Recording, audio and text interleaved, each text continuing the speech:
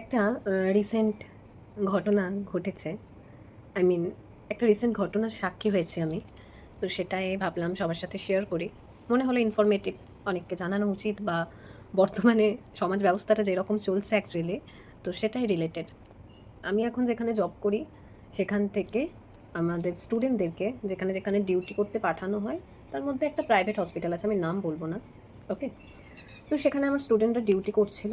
আমি as a teacher হিসেবে supervise করার জন্য গিয়েছিলাম সেখানে। তো সেখানে একজন সুইপার দিদি আছে, ঠিক আছে? তো আমি যতক্ষণ ওই ওয়ার্ডে স্টুডেন্টদেরকে শেখাচ্ছিলাম বা ছিলাম সুপারভাইজ করার জন্য, উনি ছিলেন। উনি আ মানে সমস্ত ফ্লোরটা পরিষ্কার করার পরে দেন আমি একটু টিফিন খাওয়ার জন্য একটা সাইডে গিয়েছিলাম। তো ওখানে উনি আ এলেন। দিয়ে জিজ্ঞাসা করছিলেন আমাকে যে এরকম, তোমার বাড়ি কোথায়? আমার পরিবারেও এরকম আছে। একজন ব্যাঙ্গালোরে নার্সিং পড়ছে। তাছাড়াও আমার বাড়িতে একজন আছে যে গভর্নমেন্ট হসপিটালে যে আয়া, তার কাজ করে। আমিও এর আগে হসপিটালে কাজ করেছি, দিস টাইপ অফ আরও অনেক কিছু তার ফ্যামিলির ব্যাপারে বলছিল। তো যেটা বলছিলাম সেটা হচ্ছে, তারপরে আমি কথায়, কথায় জিজ্ঞাসা করলাম যে, "এরকম আপনার ছেলে-মেয়ে আছে?" তখন বলছে যে, "না, আমার কোনো ছেলে-মেয়ে নেই।" এবারে ওনার এজ তাও নয়, নয় করে 28 কি 30 র মধ্যেই হবে। নিয়ে আমি বললাম যে, "বাচ্চা নেই আপনার?" বলছে যে, "না, জানো এরকম আমার ৬ বছর বিয়ে হয়ে গেছে, এখনো বাচ্চা হয়নি।" নিয়ে আমি বলছি, "আপনার কি কোনো অসুবিধা আছে?" বলছে, "অসুবিধা বলতে আমার যে বাচ্চার থলিটা", মানে ওনার কথাটাই আমি বলছি, বাচ্চা হওয়ার যে থলিটা সেটা বড় হয়ে আছে, ডাক্তারে বলেছে। আর আমার মেন্সে ব্লাড ক্লটটা একটু বেশি ডার্ক হয়, মানে কালো, কালো রক্ত আসে। নিয়ে আমি বললাম যে, "প্রপারলি চেক আপ করিয়েছেন?" বলছে, "হ্যাঁ, আমি চেক আপ তো করিয়েইছি। আর তাছাড়া এরকম আমি যে ডাক্তারের কাছে দেখাই, সেই ডাক্তার বলেছে যে আমি এখন অনেকটাই আগের থেকে সুস্থ।"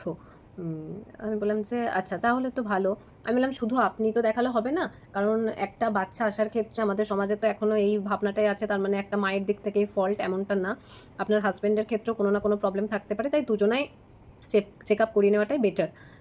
নিয়ে তখন বলছে, "কি দেখাবো? ও চেক আপ করাতে চায় না, ডাক্তার দেখাতে চায় না।"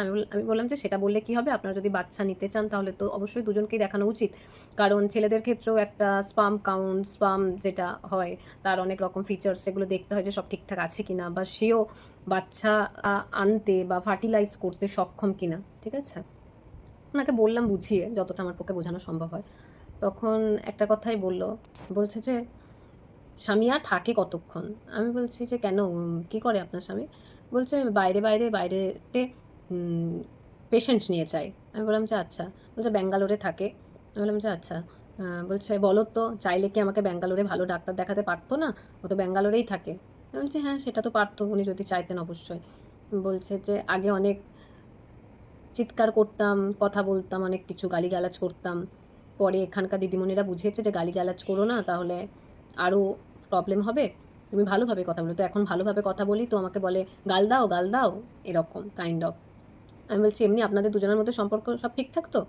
তখন বলছে, "চরিত্রই তো ঠিক নেই", ওই দিদি বলছে। আমি বললাম, "মানে বুঝলাম না।" বলছে, "ওই যে বললাম না, আমার এক ভাইঝি, মানে ওনার এক ভাইঝি যে ব্যাঙ্গালোর থেকে আর কি নার্সিং পড়ছে।" বলছে, "বললাম না আমার এক ভাইঝি আছে যে নার্সিং পড়ে, এরকম। তো ওর সাথে একসাথে থাকে। তো সম্পর্কে, মানে ওনার হাসব্যান্ডের ভাইঝি, আর এদিক থেকে তাহলে তো ওনারও ভাইঝিই হয়। তো সেরকম যে ব্যাঙ্গালোরে নার্সিং পড়ছে, তো তার সাথে নাকি থাকে।" বলছে, "বলো তো সমাজ কি বলবে? মামা ভাইঝি একসাথে সবসময় থাকে, সে কি শুধুই মামা নাকি অন্য কিছু?"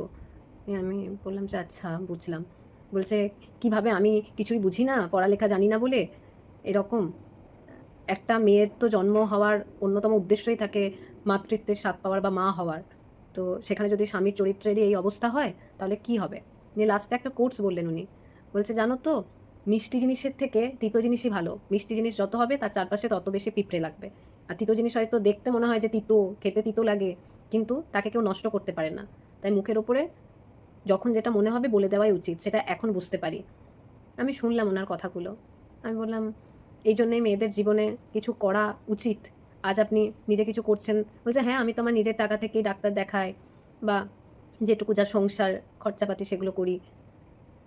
শুনে খারাপ লাগলো। অনেক কিছু মনে হলো। এই আর কি। তো এই হচ্ছে অবস্থা এখনকার। আরও একটা কথা উনি বললেন যে, "এখনকার দিনে বেশিরভাগ ছেলেরা জানো পয়সাওয়ালা মেয়ে খোঁজে। যে ইনকাম করবে তাহলে তার কাছে থাকবে। আর যে তেমন ইনকাম করবে না তাকে সেরকম পাত্তাও দেয় না।" কথাটা রিলেট করতে পারলাম যে আমার জীবনেও এরকম একজন টিচার ছিলেন, যাকে আমি আমার জীবনের মেন্টর ভাবি। তিনি সবসময় বলতেন, তিনি আজ আর পৃথিবীতে নেই, যে মেয়ে হয়ে জন্মেছিস তো কি আছে? মেয়েদের কিন্তু একটা সেলফ আইডেন্টিটি গড়ে তোলা উচিত। না হলে কিন্তু আজ না হলেও কাল যখন কোনো সমস্যায় পড়বি তখন মানুষ বলতে দুবারও ভাববে না। তো ওনার ওই কথাটা শুনে আমি সেটাই রিলেট করতে পারলাম। এটাই আজকে শেয়ার করার ছিল। আশা করি যা বোঝার সেটা আপনারা বুঝেই গেছেন। এটা নিয়ে আমি পরে আমার মতো করে আমার কোনো লেখা আপনাদের সাথে শেয়ার করব। তো আপাতত এটুকুই। সকলে ভালো থাকবেন, সুস্থ থাকবেন।